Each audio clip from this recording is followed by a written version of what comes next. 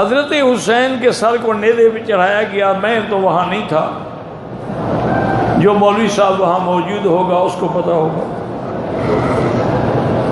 بہرحال مجھے پتہ نہیں۔ پہلی بات یہ ہے کہ مجھے سمجھ نہیں آتی، اب شیعہ کی روایات اور ان کے کثرت سے بیان کرنے سے ہمارے بعض اہل سنت بھی ان کی نقل میں بات کہہ جاتے ہیں۔ پہلے ٹھنڈے دل سے آپ بات کریں کہ جب کرب و بلا کا میدان تھا، ایک طرف یزید کی فوجیں تھیں ابن زیاد کی قیادت میں، اور ایک طرف سیدنا حسین کا مظلوم و مقہور قافلہ تھا جو 72 نفوس مشتمل تھا، جس میں عورتیں اور بچے بھی شامل تھے۔ ٹھنڈے دل سے کعبے میں بیٹھے ہو، اللہ کے گھر میں بیٹھے ہو۔ اب مجھے یہ بتائیں کہ حضرت حسین کی شہادت کے بارے میں جو باتیں ہیں کہ جی شمر نے 3 دفعہ تلوار یوں کھینچی اور 3 دفعہ یوں کھینچی، پھر سر نیزے پہ چڑھایا اور سر سے نیزے پہ قرآن پڑھنا شروع کر دیا، سورۃ یاسین آپ نے پڑھی، یہ روایت آپ کو کس نے کی ہے؟ حضرت حسین کا تو کوئی بچہ ہی نہیں، سارے شہید ہو گئے، صرف زین العابدین ہیں جو بیمار تھے، یا اہل بیت ہے، خواتین ہیں، وہ خیموں میں تھیں۔ یہ روایت کس نے کی ہے؟ اگر یزیدی جماعت میں سے تھا تو اس کی کیا روایت قبول ہے؟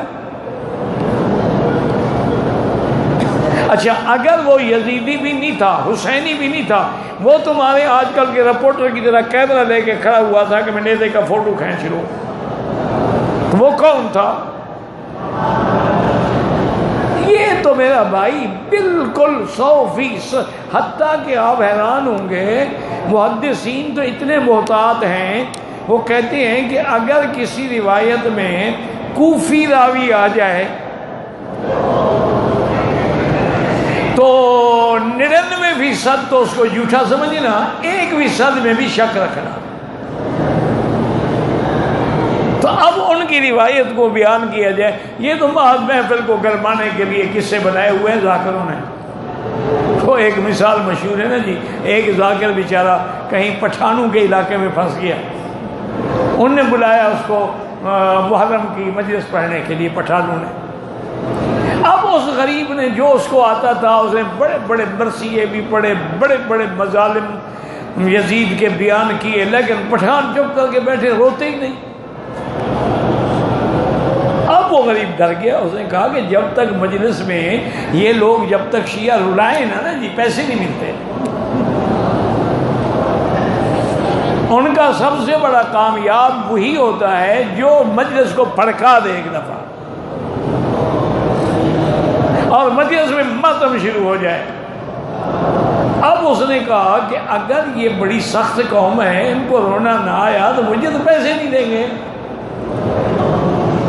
تو آخر میں اس نے پھر یہی کہا کہ بھائی کتنا بڑا ظلم ہے کہ یزید ظالم نے حضرت حسین کی فوج کی نسوار بھی بند کر دی۔ اب پٹھانوں کو چوٹ لگی نسوار پر، اچھا نسوار پہنچے بند ہو گیا، اب رونا شروع کر دیا۔ اب کس نے نسوار کھانی تھی اور کس نے بند کرنی تھی؟ مقصد تو رلانا تھا نا، رلا دی۔ اسی طرح ایک ہوتے تھے شمسی، مظفر شمسی، شیعہ کا بہت بڑا لیڈر تھا، عطا اللہ شاہ بخاری کا عاشق تھا۔ شاہ جی رحمۃ اللہ علیہ کے دربار میں ہر قسم کے لوگ ہوتے تھے، کمیونسٹ بھی ہوتے تھے، دہریے بھی ہوتے تھے، شاعر بھی ہوتے تھے، عالم بھی ہوتے تھے، طالب بھی ہوتے تھے، اہل بدعت بھی ہوتے تھے، سب ہوتے تھے۔ شاہ جی مرنج آدمی تھے، ان کی مجلس میں سب بیٹھتے تھے۔ ایک بہت بڑے خطیب تھے، میں نام تو نہیں لکھتا ان کا، بتاتا ان کا، حضرت سے بے تکلفی میں کہنے لگا کہ حضرت میں نے سنا ہے کہ ملتان کے جوتے جو ہیں خود سے بڑے اچھے بنتے ہیں۔ انہوں نے ہاں بھائی ہے تو صحیح، ہم بلا لیتے ہیں کسی کو۔ ان نے کسی کو بلایا، موچی کو، اس نے حضرت کے پاؤں کی پیمائش لے لی۔ اس نے کہا حضرت ایک دن میں اچھی چیز تو پھر کم سے کم ایک ہفتے میں بنے۔ انہوں نے کہا ٹھیک ہے میں ہفتے کے بعد آ کے لے لوں گا۔ جب جانے لگا تو دیکھو حضرت اجازت اگر ہو تو ہمارے اپنے گھر میں گائیں بھی ہیں، بھینسیں بھی ہیں، ہم خود اپنا خالص گھی بناتے ہیں، اجازت ہو تو میں آپ کے لیے کچھ گھی لے آؤں۔ اور میں نے کہا ٹھیک ہے، تم میرے دوست ہو، دوستوں سے تو میں لیتا ہوں۔ وہ جب ہفتے کے بعد آیا نا جوتے دینے کے لیے تو حضرت نے اس کو خط لکھا کہ گھی لے کے آ جاؤ، جوتے تیار ہیں۔ اب ایک محاورہ تھا نا کہ گھی لے کے آ جاؤ، جوتے تیار ہیں، تمہیں مارنے کے لیے تیار ہیں، پہنانے کے لیے تیار ہیں۔ تو اس لیے ہمیشہ یاد رکھیں یہ باتیں ہیں، اختر کی بات کا لوگوں نے افسانہ کر دیا، ورنہ اختر کی بات کچھ بھی نہ تھی۔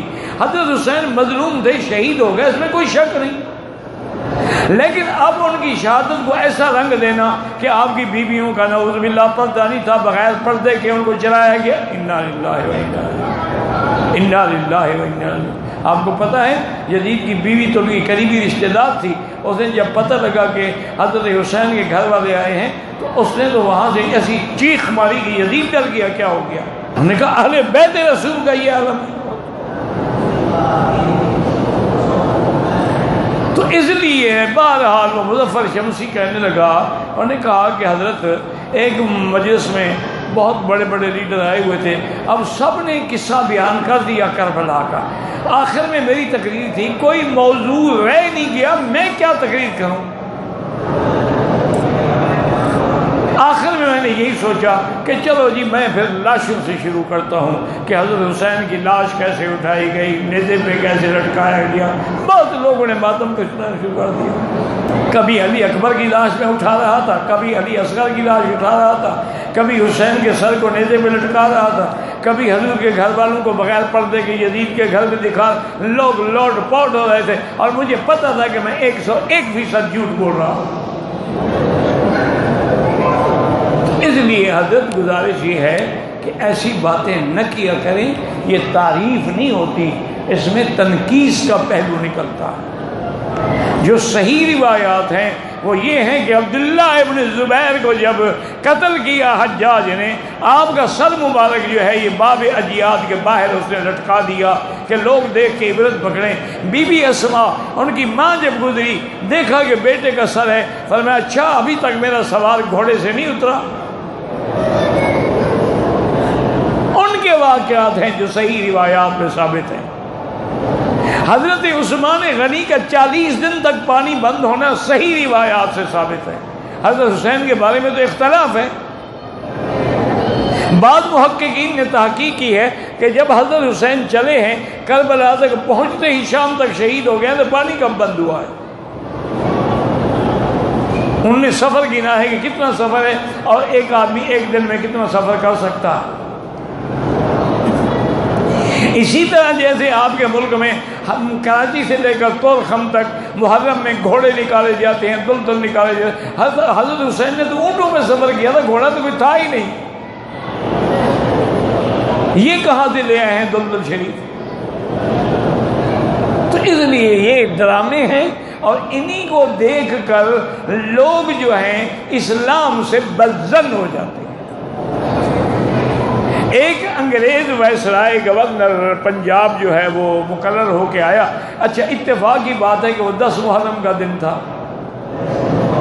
وہ لاہور اسٹیشن پہ جب اترا تو دیکھا کہ لوگوں نے کالے لباس پہنے ہوئے ہیں اور زنجیریں مار رہے ہیں، مٹیاں سر پہ ڈال رہے ہیں اور سینے پہ تھپڑ مار رہے ہیں، منہ پہ تھپڑ مار رہے ہیں۔ وہ غریب ڈر گیا، اس نے اپنے ADC سے پوچھا کہ کیا ان کو میرا گورنر بننا نامنظور ہے، اس لیے احتجاج کر رہے ہیں؟